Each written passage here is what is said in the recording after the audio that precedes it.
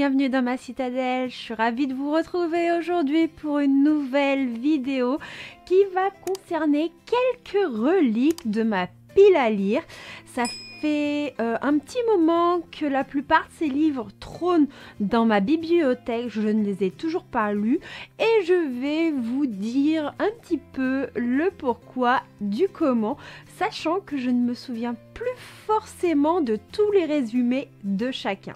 Je commence par le seul livre poche qui est dans mes reliques. Il s'agit de Red Queen de Victoria Aveyard. C'est un livre qui me tentait beaucoup parce que j'adore toutes les histoires de fantasy qui mettent en avant la royauté. Et il me semble qu'il y a une histoire de sang rouge et de sang argent. J'ai entendu beaucoup de bien de cette trilogie, puisqu'il me semble qu'il y a 3 tomes si je vous dis pas de bêtises. Et je ne sais toujours pas pourquoi je ne l'ai pas commencé, parce que ce livre me fait toujours autant envie. Dans ma pile à lire, il y a le premier tome d'une dystopie qui a fait énormément parler d'elle il y a quelques temps déjà. Il s'agit de The Cursed, donc de Mary Rutowski, et c'est publié chez Lumen. Alors je vous avoue que je me souviens plus du tout du résumé, et comme beaucoup de sagas qui ont été des coups de cœur, j'ai peur de me lancer dedans et d'être déçue un petit peu comme ça l'a fait avec la passe miroir. Toutefois, j'adore la couverture de ce livre, la robe, l'ambiance. Il faudrait absolument que je me lance pour challenge la mission de commencer cette saga pour 2023. Un livre qui me tente énormément et pourtant je n'ai toujours pas passé le cap de le sortir de ma pile à lire. Il s'agit de God of Men de Barbara Kloss et c'est publié aux éditions Rivka. Donc on a un magnifique toc-toc avec une très belle édition avec des illustrations. Il me semble qu'on est dans une histoire où la magie est interdite, mais voilà, il y a une personne qui va quand même faire de la magie. Il me semble qu'il va y avoir un accident suite à cette magie. Voilà ce que mes souvenirs peuvent vous dire à l'heure actuelle de ce roman. Ça a l'air vraiment palpitant. Je crois que le tome 2 est sorti. Je sais plus si le tome 3 est sorti ou pas. Et je sais que certaines de mes copines l'ont adoré. Donc je ne sais pas ce que j'attends pour le lire. Franchement, des fois, il faudrait me mettre un petit peu des coups de pied au popotin pour que je me bouge à sortir des petites pépites, des reliques de ma palle. Une histoire qui me fait un peu peur, qui m'intrigue énormément. Et c'est une duologie, mais j'ai que le tome 1 depuis un long, même très long moment dans ma pile à lire. Il s'agit de La ville sans vent de Eleanor de Villepoix, publié chez Hachette. Il est absolument magnifique. Je me dis que là on est en hiver, ce serait vraiment l'occasion parfaite pour le lire. Je sais pas ce que vous en pensez, mais moi je trouve que la couverture fait totalement penser à cette période de l'année. Je ne pourrais actuellement pas vous en faire le résumé, mais j'ai entendu que du bien de cette duologie. Et je crois que c'est ce qui me fait peur de me lancer dedans. J'ai trop peur d'être déçue. Et pourtant, je sais que celle-ci a de très bons avis sur les réseaux sociaux. Pour le livre suivant, je n'ai absolument aucune excuse puisque c'est un duo d'auteurs que j'ai déjà lu et que j'adore. Et pourtant, c'est une de leurs anciennes sagas. Je ne me souviens pas de quoi elle parle. Et je sais pourtant que je suis souvent conquise par leurs histoires. Il s'agit de Sublime de Christina Lauren. Donc la phrase d'accroche c'est « Est-elle vraiment la seule à être différente ?» Et actuellement, je ne sais pas. Alors derrière, il y a marqué une histoire d'amour passionnante et périlleuse par l'auteur à succès, Christina Lauren. Donc bon, je ne sais pas quoi en penser. Ça fait un moment que je le possède et je n'ose pas me lancer dedans. Peut-être parce qu'actuellement, c'est vrai qu'en roman, j'ai tendance à aller vers les nouveautés et que ce sont des livres dont on n'entend plus du tout parler.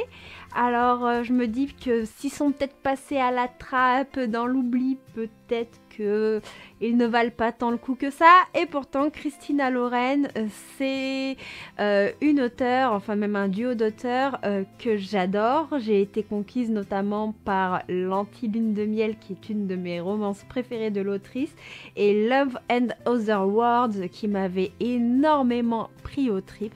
Donc il faudrait vraiment que je me lance le challenge de le lire. Encore un livre qui me tente énormément et je ne sais pas pourquoi je ne l'ai toujours pas lu. Il s'agit de Eve of Man de Tom et Giovanna Fletcher. Il me semble qu'on est dans une histoire où il n'y a qu'une seule femme et donc voilà, le monde est un peu bouleversé. Je pourrais pas vous en dire plus, mais ça a l'air vraiment palpitant. Je crois que c'est une duologie et que le tome 2 est sorti il y a 1 ou 2 ans, quelque chose comme ça. Donc je n'ai vraiment aucune excuse pour ne pas me lancer dedans. C'est publié chez Page Turner. Ça a l'air d'être écrit assez gros. Et je pense que ce roman a tout pour me plaire. Donc je crois que va falloir que je me donne pour mission de vider un petit peu mes reliques de ma palle en 2023.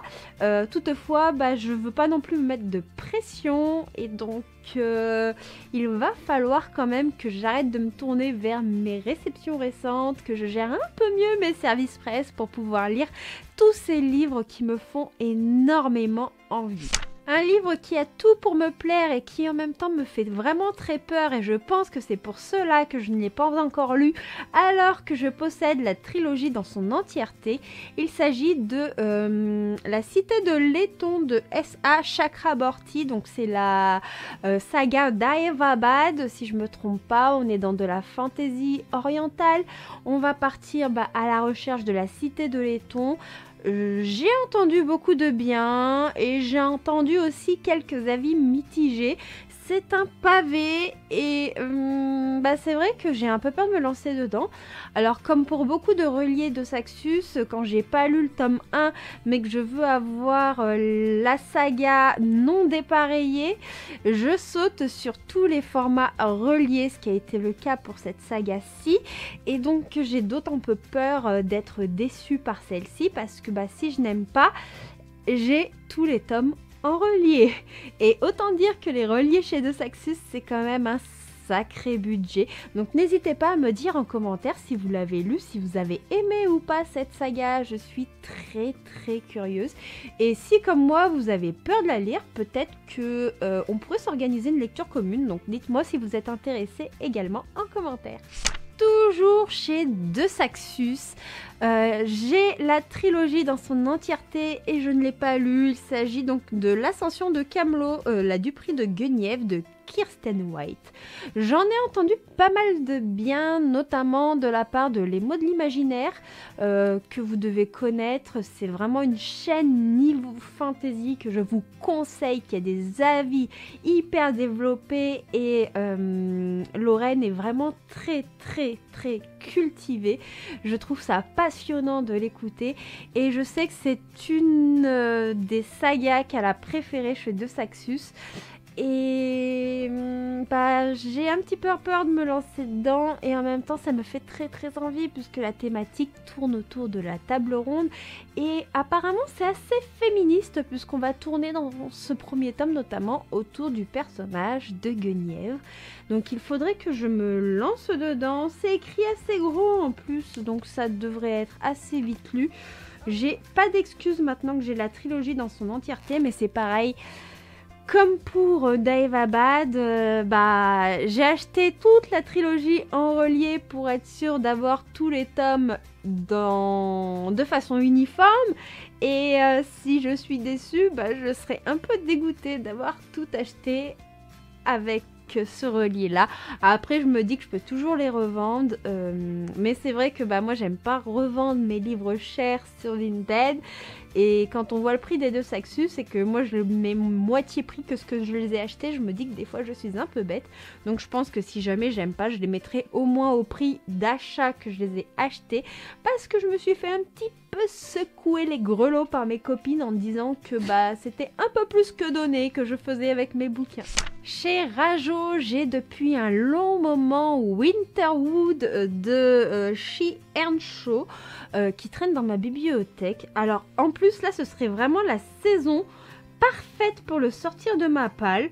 Donc là où je vous en parle, je le feuillete et je me dis que je vais le mettre de côté et qu'il risque d'être dans mes prochaines lectures.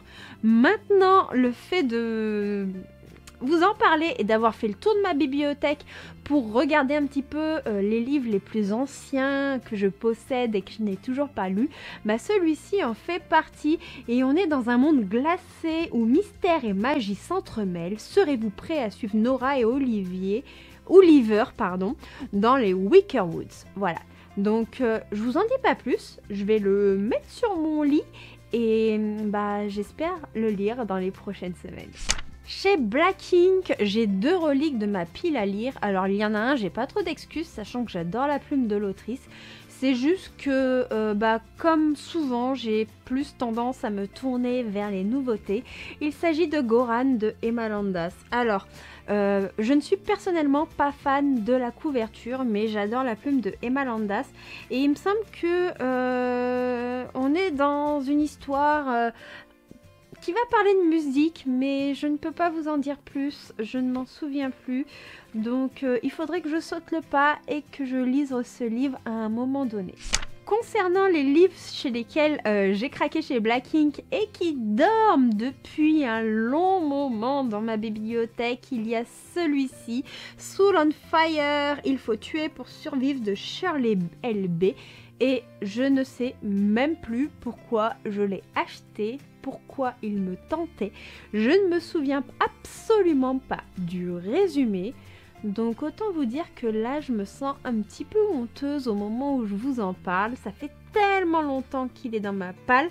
Donc on va regarder un petit peu le résumé histoire de savoir de quoi ça parle. À force de batailles perdues, la vie m'a laissé à fleur de peau, mon armure est brisée, mon unique faiblesse, ma raison de vivre, mon meilleur ami est descendu aux enfers. Pour le sauver, je braverai les interdits, je jouerai sans connaître les règles et je miserai tout sur ces 2 hommes. 2 lions qui tuent pour survivre, suis-je la proie ou le prédateur? Bon, apparemment, on a du Enemies to Lovers, on a du Friends to Lovers et un triangle amoureux. Alors, autant certaines phrases du résumé m'ont tenté, autant le côté triangle amoureux, là, m'a un petit peu cassé le délire. S'il y a une grande période de ma vie, j'étais très friande de ça. Aujourd'hui, ce n'est plus du tout ce qui m'intéresse en romance, même si parfois c'est rafraîchissant, mais je crois que j'en ai trop lu dans ma vie. Donc, à voir si j'arriverai à le sortir de cette pile à lire. Il me reste 3 livres à vous présenter dans cette vidéo relique de la palle. Et donc il y a L'Ange déchu de Marion Aubry qui est un intégral. Je vous avoue qu'il me tente énormément, mais il est gros. C'est écrit petit, la mise en page n'est pas forcément des plus agréables comme vous le savez chez les éditions Plume Blanche, surtout quand ce sont des intégrales. On est dans une histoire qui parle de Lucifer, de sa révolte et tout ça. Personnellement, c'est une thématique que j'adore. On a de belles illustrations au sein de cette intégrale. Donc ouais, ce livre a tout pour me plaire, mais je crois que la typographie me bloque un petit peu pour sauter le pas. Et puis en fait c'est aussi toujours la même chose. Il y a tellement de nouveautés qui arrivent. Il y a aussi pour ma part plus en plus de services presse qui débarquent à la maison que je fais souvent passer en priorité, ce qui fait que certaines lectures passent à la trappe. Je termine cette vidéo encore avec des plumes blanches. Il y a Ray Shepard de Morgane Rugraff. Alors on est aussi sur un intégral, un beau pavé et regardez comme c'est écrit tout petit. Je crois que cette intégrale rassemble 3 tomes. Donc il est très lourd. Je pense qu'il faudrait que je le trouve en numérique. Parce que clairement, je pense que le lire, même si on a des illustrations magnifiques, une superbe un superbe objet livre en fait. C'est pas très agréable à la prise en main. Les livres plumes blanches sont très beaux mais aussi très lourds. Et quand ce sont des intégrales, c'est vraiment écrit tout petit. Et donc, ça me freine un peu. Ici, si j'ai bien compris, on est dans une histoire de loup, de vengeance, notamment d'un héros qui a dû perdre son frère. Quelque chose comme ça. Morgane Rugraff est une autrice de fantasy. C'est celle qui a écrit Lune Ardente. Lune Ardente qui, pour moi, a été un coup de cœur. Elle a aussi écrit de la romance. Assez dark quand même chez Black Ink. Donc il y a Double Jeu et il y a je sais plus lequel, mais c'est une autre histoire en lien avec Double Jeu, mais j'ai plus le titre en tête. J'avais beaucoup aimé, même si c'est très sombre et que je ne recommanderais pas ces romances à tout le monde. Donc c'est vrai que je suis très curieuse de connaître son intégrale de Ray Shepard, mais voilà. Le fait que l'objet livre soit très lourd et que ce soit écrit très petit me bloque un peu. Par contre, si un jour vous avez peur de vous balader en ville, vous mettez ça dans votre sac à main, un petit coup de sac et je vous garantis que votre agresseur risque de souffrir. Attention, ce n'est pas du tout une manière d'encourager la violence, mais c'est pour souligner le poids de cette brique. À l'opposé d'une brique, il y a les noces mécaniques de Marie Kneip. Il me semble qu'on est dans une histoire de mariage arrangé, quelque chose comme ça. J'en avais beaucoup entendu parler à sa sortie, c'est pour ça que j'avais craqué. Et aujourd'hui, je n'arrive pas à savoir si ce livre me tente encore ou pas. Contrairement aux autres, la mise en page est assez agréable puisque c'est écrit normalement. Le livre est pas trop lourd puisqu'il est très court, il fait même pas 300 pages, beaucoup moins même. Et on est dans une histoire d'alchimie, de mariage arrangé, de mécanique, de secret. Donc faudrait que je me lance un jour, mais je sais pas, l'envie n'est pas là. N'hésitez pas à me dire si vous l'avez lu, si vous l'avez apprécié ou pas. Voilà, c'en est tout pour cette vidéo des reliques de ma pile à lire. Il y en a bien d'autres, mais j'ai vraiment essayé de sélectionner les plus anciennes, si je me trompe pas dans les délais ou quoi que ce soit. Et puis c'est vrai que je fais assez régulièrement du tri dans ma bibliothèque, donc il y a d'autres reliques que j'ai vendues entre temps parce que celles-ci ne me tentaient plus du tout. C'est un petit peu le problème quand on a beaucoup de livres qui arrivent à la maison, parce que j'ai beau être une grosse lectrice, des fois j'ai plus d'une trentaine de livres qui arrivent dans le mois, entre les cadeaux, les services presse ou les achats qui me tentent sur le moment. Et quand on en a beaucoup et que comme moi on a des services presse, on fait passer ceci en premier, on laisse un peu de côté certaines lectures personnelles, le temps passe et avec l'évolution des goûts littéraires, on se rend compte que certaines lectures ne nous correspondent plus vraiment. Donc c'est pour ça que je fais du tri, que j'en mets régulièrement sur Vinted, que j'en mets en boîte à livres ou que j'en donne à mes amis. Mais c'est vrai que dans ce que je vous ai présenté, dans ces reliques, il y en a beaucoup que j'aimerais arriver à découvrir.